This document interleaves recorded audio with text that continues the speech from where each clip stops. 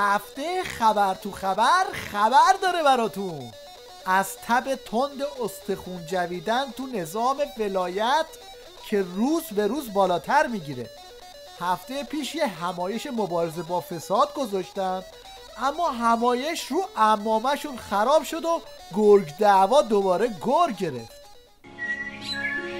آسمان سیاستبازان و سیاست سازان چند هفته‌ای صاف و آرام بود که ناگهان تندباد کلماتی چون آدم‌های تازه به دوران رسیده و منتقدان فاسد آرامش را برهم زد.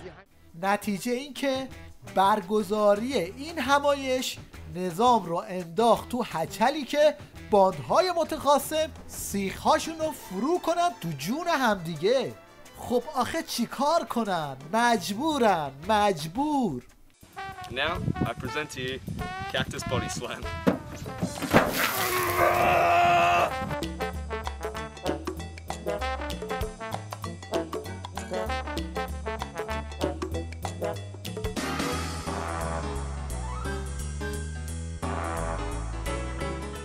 توی این سیخ پرونی به همدیگه هم هر کی برای که خودش رو در ببره باید یه چیزی از اون یکی افشا میکرد.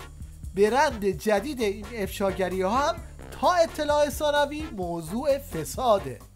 در حالی که وزیر محترم اقتصاد این هفته از کشف شبکه فساد 12,000 میلیارد تومانی در شبکه بانکی کشور خبر داده بود، رئیس کل بانک مرکزی به فاصله تنها چند ساعت اعلام کرد رقم فساد اخیر بانکی حداکثر 70 میلیارد تومان بوده، نه 12,000 میلیارد تومان.